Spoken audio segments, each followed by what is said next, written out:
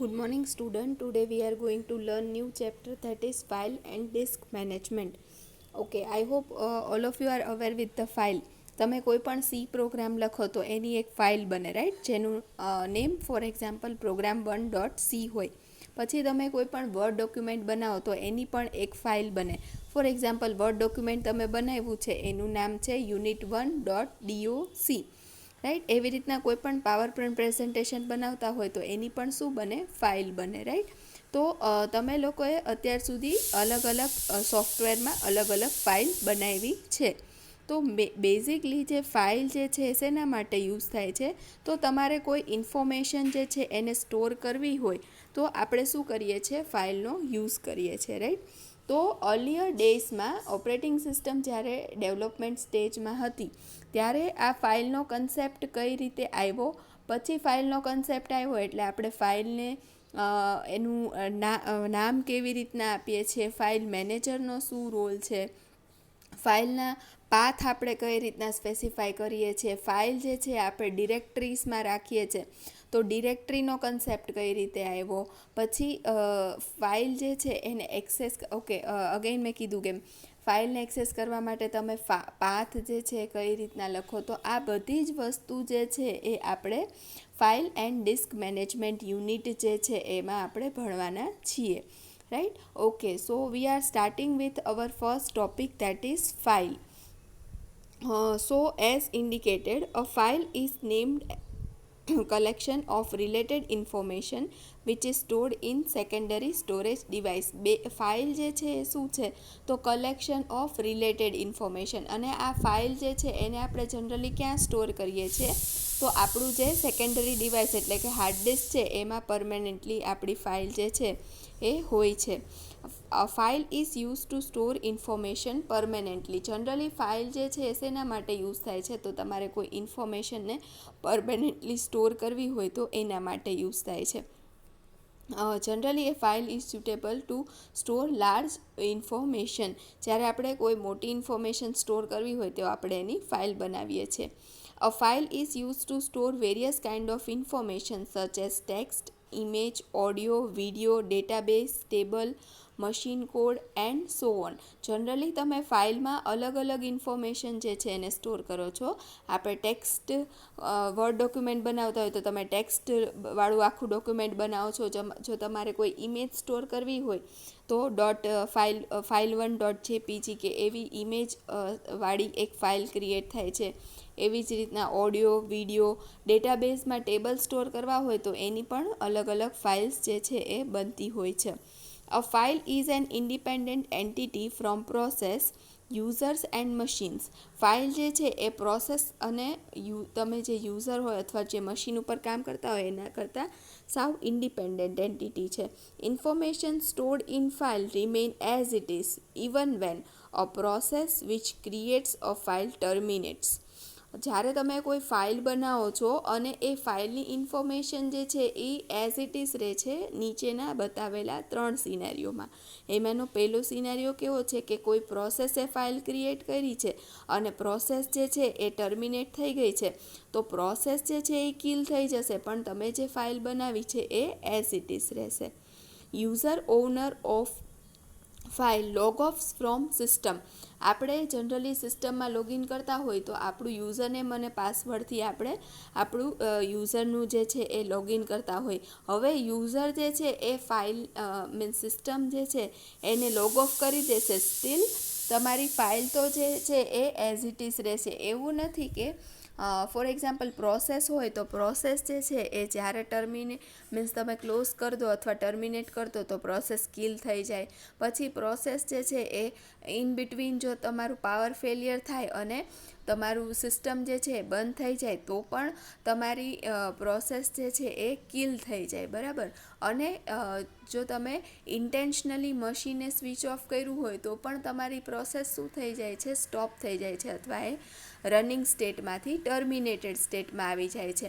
આ બધા કેસીસમાં process related કોઈ ઇન્ફોર્મેશન આપણે પરમેનન્ટલી સ્ટોર કરી શકતા નથી. પણ ફાઇલમાં એવું નથી. ફાઇલમાં પ્રોસેસ ટર્મિનેટ થઈ જાય કે પછી યુઝર જે છે એ લોગ ઓફ થઈ જાય અથવા મશીન જે છે એ સ્વિચ ઓફ થઈ જાય તો પણ તમારી ફાઇલ નેક્સ્ટ ટાઈમ તમે એને જો એક્સેસ કરવી હોય તો એ એક્સેસ થશે. એટલે ફાઇલ જે છે એ પરમેનન્ટલી તમારા હાર્ડ ડિસ્કમાં સ્ટોર થાય છે.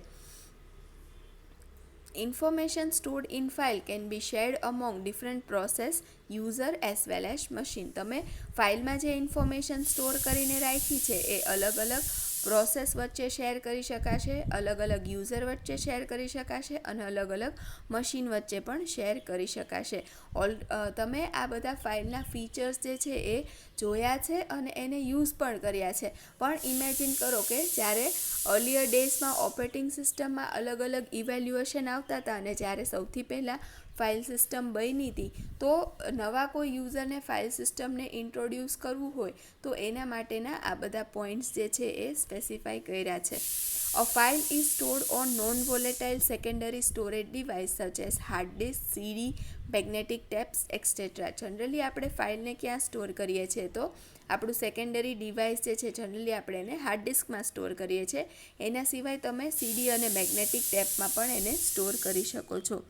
But access from such device is slower, so information being used from file is transferred to main memory before CPU operates on it. Generally hard ડિસ્કમાંથી આપણે જ્યારે ડેટાને એક્સેસ કરીએ છીએ તો એની સ્પીડ જે છે એ સ્લો છે. એટલે શું કરીએ છીએ કે જ્યારે પણ આપણને ફાઇલની જરૂર પડે છે તો આપણે એને મેઇન મેમરીમાં ટ્રાન્સફર કરીએ છીએ. A file is static or passive entity. That means information stored in file remain as it is until user modify it. આપણે હમણાં ડિસ્કસ કર્યું કે ફાઇલ જે છે એ એક સ્ટેટિક અથવા પેસિવ એન્ટિટી છે. એટલે જ્યાં સુધી કોઈ યુઝર અંદર મોડિફાઈ નહીં કરે ત્યાં સુધી એની જે ઇન્ફોર્મેશન જે છે એ એઝ ઇટ ઇઝ રહેશે. તમને ખબર છે કે પ્રોસેસ જે છે એ ડાયનામિક એન્ટિટી છે. ડાયનામિક એન્ટિટી એટલે પ્રોસેસ જે છે એ અલગ અલગ સ્ટેટ્સમાં જાય છે. ફોર એક્ઝામ્પલ પ્રોસેસને સ્ટાર્ટ કરો ત્યારે ન્યૂ સ્ટેટમાં હોય, પછી એને પ્રોસેસર મળે એટલે રનિંગ સ્ટેટમાં હોય, એ જ્યારે ઇનપુટ આઉટપુટ કરવા માટે જાય ત્યારે વેઇટ સ્ટેટમાં હોય, પાછું વેઇટમાંથી રેડી સ્ટેટમાં આવે અથવા રનિંગ સ્ટેટમાં આવે. તો આવી રીતના પ્રોસેસ જે છે એ ફ્રીક્વન્ટલી એના સ્ટેટ્સ જે છે એ ચેન્જ કરે છે. એટલે એને શું કહેવાય છે? Active entity. બટ ફાઇલ જે છે એ એના સ્ટેટને ચેન્જ કરતું નથી. જે તમે ઇન્ફોર્મેશન એમાં રાખી હોય એ જ્યાં સુધી યુઝર મોડિફાઈ ન કરે ત્યાં સુધી એઝ ઇટ ઇઝ રહે છે. એટલે જનરલી આપણે ફાઇલને શું કહીએ છીએ? Static or passive entity. A file has a longer lifespan. Once a program is created and stored on disk, it remains there till it is not deleted. So, span may be for month or even for years. Generally તમે પ્રોસેસનું life span જુઓ તો process જે છે જેવું તમે execute કરીને એને સ્ટોપ કરી દો એટલે એની લાઈફ સ્પાન જે છે એ કમ્પ્લીટ થઈ ગઈ છે. પણ ફાઇલના કેસમાં એવું નથી. ફાઇલ જ્યારે કોઈ પ્રોગ્રામ એક ફાઇલ ક્રિએટ કરે છે તો એ ફાઇલ જ્યાં એ પરમેનન્ટલી ડિસ્ક ઉપર સ્ટોર થાય છે અને જ્યાં સુધી યુઝર એને ડિલીટ નહીં કરી નાખે ત્યાં સુધી એ ફાઇલ હાર્ડ ડિસ્ક ઉપર રહેશે. જેમ કે તમે વર્ડ ડોક્યુમેન્ટ બનાવો અથવા પાવર પોઈન્ટ પ્રેઝન્ટેશન બનાવો અથવા તમારો કોઈ વિડીયો તમે બનાવતા હોય તો આ પર્ટિક્યુલર ફાઇલ જે છે જ્યાં સુધી તમે એને ડિલીટ નહીં કરો ત્યાં સુધી તમારા હાર્ડ ડિસ્કમાં એ સ્ટોર થઈને રહેશે. Okay, so now next we are going to learn about file system. તો ફાઇલ સિસ્ટમ શું છે અથવા ફાઇલ મેનેજર શું છે? તો તમે આ રીતના અલગ અલગ ફાઇલ્સ બનાવો છો અને એની સાથે જ્યારે તમારે ફાઇલને મેનેજ કરવાની છે. મેનેજ કઈ રીતના કરવાની છે? તો હું જ્યારે ફાઇલ ઉપર ડબલ ક્લિક કરું તો ફાઇલ ઓપન થઈ જવી જોઈએ. હું રાઇટ ક્લિક કરીને ન્યૂ ઓપ્શન, ધારો કે હું એવું સિલેક્ટ કરું કે ન્યૂ વર્ડ ડોક્યુમેન્ટ, તો ઓટોમેટિકલી ફાઇલ જે છે એ ક્રિએટ થઈ જવી જોઈએ. પછી તમે ફાઇલને સિલેક્ટ કરો અને ડિલીટ ઉપર ક્લિક કરો અથવા એને રિમૂવ એવું રીતના કરતા હોય તો ફાઇલ જે છે એ ડિલીટ થઈ જવી જોઈએ. તો આ બધી વસ્તુ માટે આપણે કોડ લખતા નથી. આપણે સિમ્પલી શું કરીએ છીએ? તો ઓપરેટિંગ સિસ્ટમે આપણને જે ઇન્ટરફેસ આપ્યું છે એ ઇન્ટરફેસ આપણે યુઝ કરીએ છીએ. રાઈટ. તો ઇન્ટરનલી આ બધું કોણ મેનેજ કરતું હોય? તો ફાઇલ મેનેજર કરીને ઓપરેટિંગ સિસ્ટમનું એક પાર્ટ છે જે આ બધી વસ્તુને મેનેજ કરે છે. Right. Okay, so let us learn file manager. A part of operating system which deals with file is known as file system or file manager. File manager જે છે એ ઓપરેટિંગ સિસ્ટમનો એક પાર્ટ છે અને ફાઇલ્સના અલગ અલગ ઓપરેશનને એ ડીલ કરે છે.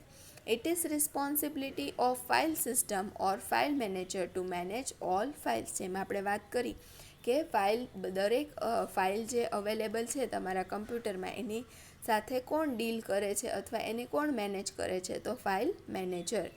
It provide facilities to create and delete file, read and write content of files and many other. આપણે જેમ કીધું કે તમે જનરલી તમારા લેપટોપ અથવા કમ્પ્યુટર ઉપર રાઇટ ક્લિક કરો છો અને ન્યૂ વર્ડ ડોક્યુમેન્ટ એવું જ્યારે સિલેક્ટ કરી દો છો તો ઓટોમેટિકલી નવું વર્ડનું ડોક્યુમેન્ટ ક્રિએટ થઈ જાય છે. તો આને કોણ ક્રિએટ કરે છે? ફાઇલ મેનેજર કરે છે. તમે હવે વર્ડ ડોક્યુમેન્ટ ક્રિએટ કર્યું, એના ઉપર ડબલ ક્લિક કરો તો એની એક વર્ડ ફાઇલ બની ગઈ છે અને એમાં તમે કંઈ પણ ટાઈપ કરો તો એમાં તમે રાઇટ પણ કરી શકો છો. એકવાર ક્લોઝ કરીને એને ફરી ઓપન કરો તો એમાં જે તમે રાઇટ કર્યું હતું એ રીડ પણ કરી શકો છો. તો આ બધું કોણ મેનેજ કરે છે? તમારું file manager. It also provide directories to organise file. Okay, બધાને અત્યારે ખબર છે કે ડિરેક્ટરી શું છે. જેવું તમે માય કમ્પ્યુટર ઉપર ક્લિક કરો તો તમને સી ડ્રાઈવ, ડી ડ્રાઈવ, જેટલી પણ ડ્રાઈવ્સ તમે બનાવેલી હશે એ બધી ડ્રાઈવ્સ જે છે એ તમને વિઝિબલ થશે. તો આ બધી ડ્રાઈવ્સ શું છે? એ આપણી ડિરેક્ટરીઝ છે. અને આ ડિરેક્ટરી આપણે શેના માટે યુઝ કરીએ છીએ? તો મારે કોઈ પર્ટિક્યુલર ફાઇલને ઓર્ગનાઇઝડ મેનરમાં સ્ટોર કરવી હોય તો હું એવું ડિફાઇન, હવે તમે એકવાર ફાઇલ ક્રિએટ કરી નાખો એટલે તમને પૂછશે કે તમારે ફાઇલ જે છે એને ક્યાં સેવ કરવી છે.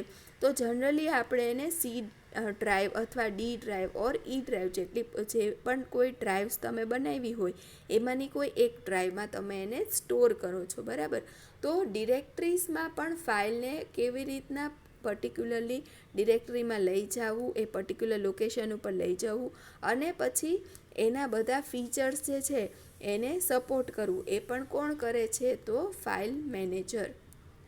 It is responsibility of a file system to provide efficient access to information stored in file. જેવું તમે ફાઇલ ઉપર ડબલ ક્લિક કરો એટલે ફાઇલ ઓટોમેટિકલી ઓપન થઈ જાય અને ઓપન થઈ જાય એટલે જે એના કન્ટેન્ટ જે છે એ વિઝિબલ થાય અને યુઝર એ કન્ટેન્ટને એક્સેસ પણ કરી શકવા જોઈએ. It is also responsibility of file system to manage memory space on secondary device when file are created or modified or deleted. Okay, હવે આપણે જેમ સ્ટાર્ટિંગમાં વાત કરી કે જ્યારે તમે કોઈ એક ફાઇલને ક્રિએટ કરો છો, બરાબર, તો એને મેમરીમાં ઓબ્વિયસલી સ્પેસ આપવી જોઈએ. મેમરીમાં સ્પેસ એટલે જનરલી આપણે ફાઇલને ક્યાં સ્ટોર કરીએ છીએ? Secondary storage device. Secondary storage device એટલે આપણું હાર્ડ ડિસ્ક, રાઈટ. તો જ્યારે પણ તમે ફાઇલને ક્રિએટ કરો તો હાર્ડ ડિસ્કમાં એને એક પરમેનન્ટ લોકેશન આપવું પડશે, બરાબર. હવે જ્યારે તમે ફાઇલને ડિલીટ કરી નાખો તો એ લોકેશન ઉપરથી મેમરીને શું કરી દેવી પડશે? ફ્રી કરી દેવી પડશે. તો મેમરી ફાઇલના રિલેટેડ જે પણ કોઈ મેમરી મેનેજમેન્ટના ટાસ્ક છે એ પણ કોણ કરશે? File manager. It also provide a protection mechanism to allow user to administer how other user can access information in files. Okay, તમને ખ્યાલ હોય તો તમે ફાઇલ્સ ઉપર રાઇટ્સ આપી શકો, બરાબર. તમે ફાઇલમાં પાસવર્ડ રાખી દીધો હોય અને તમે એવું કહેતા હોય કે જે પર્ટિક્યુલર યુઝરને આ પાસવર્ડની ખબર હોય એ જ ફાઇલ ઓપન કરી શકશે, બરાબર. પછી તમે ડેટાબેઝમાં જો તમે અત્યારે ભણ્યા હોય તો તમે ડેટાબેઝના ટેબલ ઉપર અલગ અલગ રાઇટ્સ આપી શકો. મીન્સ પર્ટિક્યુલર યુઝર જે છે એ ડેટાબેઝના ટેબલને ખાલી વ્યૂ કરી શકશે. બીજો કોઈ યુઝર છે એ ડેટાબેઝના ટેબલને વ્યૂ પણ કરી શકશે, એટલે સિલેક્ટની ક્વેરી પણ ફાયર કરી શકશે અને એમાં રેકોર્ડ જે છે એ ઇન્સર્ટ પણ કરી શકશે, રાઈટ. તો આવી રીતના તમે ડેટાબેઝમાં જે ટેબલ્સની ફાઇલ બને છે એમાં આવી રીતના સિલેક્ટ, ઇન્સર્ટ, અપડેટ અને ડિલીટ એવા રાઇટ્સ આપી શકો, બરાબર. તો હવે કોઈ યુઝર જે છે એ પર્ટિક્યુલર ફાઇલને ઓપન કરવા માટેનો કમાન્ડ લખે, જેમ કે સિલેક્ટ સ્ટાર ફ્રોમ ટેબલ, તો ફાઇલ મેનેજર જે છે એ ચેક કરશે કે આ પર્ટિક્યુલર યુઝર જે છે એને આ રાઇટ્સ આપેલો છે કે નહીં, એટલે કે એને ટેબલને વ્યૂ કરવા માટેનો રાઇટ આપેલો છે કે નહીં. એવી જ રીતના તમે વર્ડ ડોક્યુમેન્ટમાં કોઈ પાસવર્ડ સેટ કર્યો હોય અને જો કરેક્ટ પાસવર્ડ નાખો તો જ તે પર્ટિક્યુલર ફાઇલ ઓપન થશે. તો ત્યારે પણ ફાઇલ મેનેજર શું કરે છે, ચેક કરે છે કે પાસવર્ડ એન્ટર કર્યો છે અને જે તમે પાસવર્ડને સ્ટોર કરાવ્યો છે એ બે સેમ છે કે નહીં. તો આ રીતે જે તમારું ફાઇલ મેનેજર છે એ તમને મિકેનિઝમ પ્રોવાઈડ કરે છે પ્રોટેક્શન પ્રોવાઈડ કરવાનું.